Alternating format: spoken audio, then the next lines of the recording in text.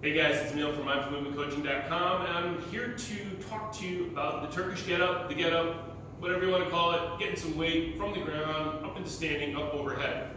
But we're going to talk about, or I'm going to present on the very beginning or first part of the get-up. There's a rolling pattern in there. So I've made some observations working with clients, as well as some observations of what I see on social media. And I'll display what it is that I'm seeing, but I want to bring attention that there is a rolling pattern in the get-up.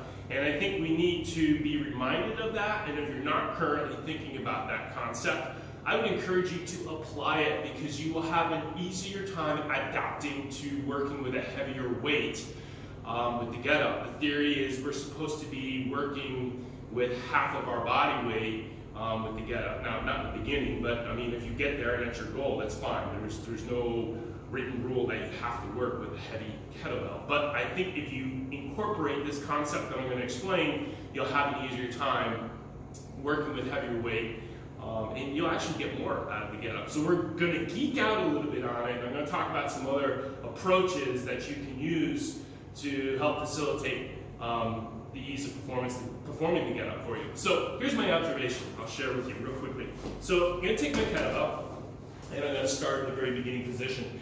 So if I roll to the back and I have the kettlebell up in the air, the next move, which gets me up onto my elbow, I've observed where people's legs, the extended leg comes up in the air. And I'm seeing this sort of movement where people come up and the leg comes up and then they get themselves set. I might even see where it happens just a little bit. And what that's telling me as a coach slash trainer, kettlebell guy, whatever you want to call me, is that we're missing out on the concept of rolling up onto that elbow. So you may already be aware of that, but what you might not be aware of is there's a rolling pattern in the get-up. And so let's be reminded of that, or let's incorporate it if we haven't already. So what do I mean by rolling? If we think about rolling patterns as presented by functional movement systems, and there's a multitude of different rolling patterns out there, not one is better or wrong or whatever it might be. It all comes down to the application. So the application for this specific rolling pattern is I want to envision an axis of rotation that's coming down on my left side. And this specific rolling pattern is driven from my neck movement.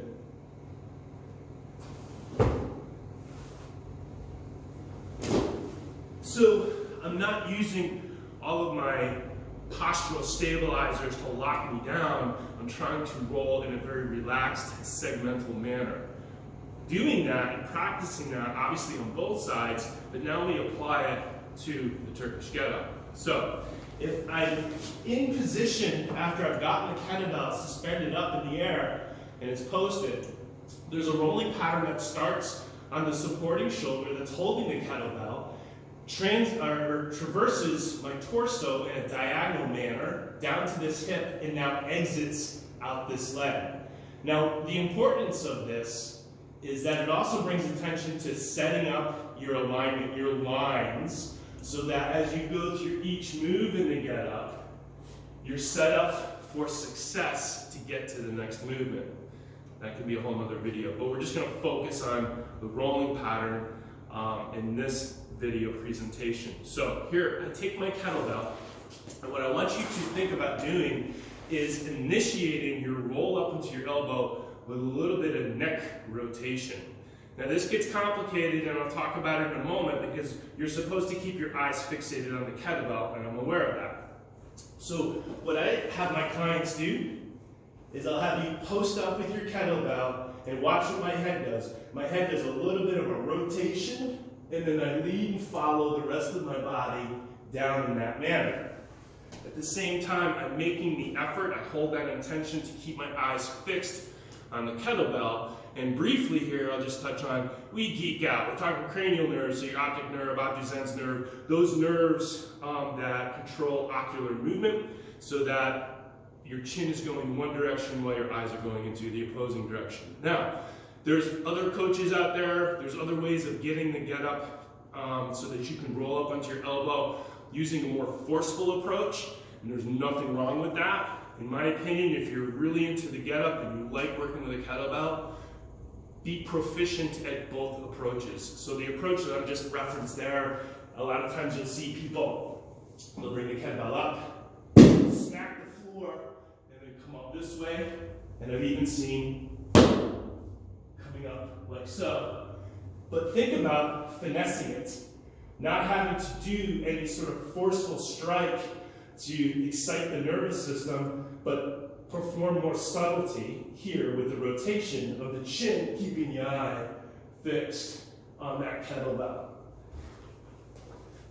In my opinion, I think if you can master both of those approaches, or let's just say if you become proficient, aware of that, you'll have an easier time acquiring the ability to move a heavier kettlebell. So I'm going to go, this is my snack size, so this is 24K I just demoed with. I'm going to go with a 32K. In all honesty, I have not been lifting heavy for several weeks, quite some time.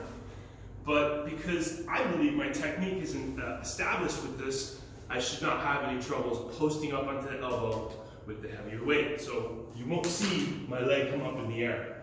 Here we go. So I roll, press, watch my chin.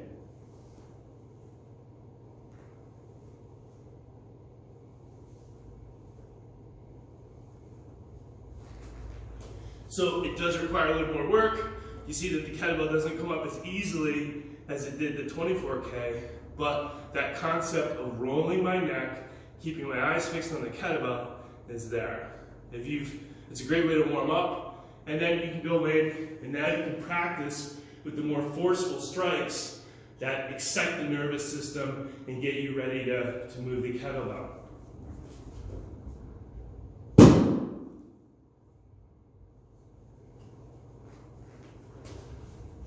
So whatever approach you like, work them both, but keep in mind that there's a rolling pattern in your get-up, and I'm pretty confident in coaching you that if you're incorporating that rolling pattern, you will have an easier time acquiring the ability to move a heavier kettlebell, and you won't see that extended leg coming up in the air being utilized for additional leverage. If you have any questions, go ahead and send me a message. You can email me at emil@mymovecoach.com, or you can certainly put in a positive, constructive comment, and I will reply. All right, you guys have a good day, and good luck with your get-ups.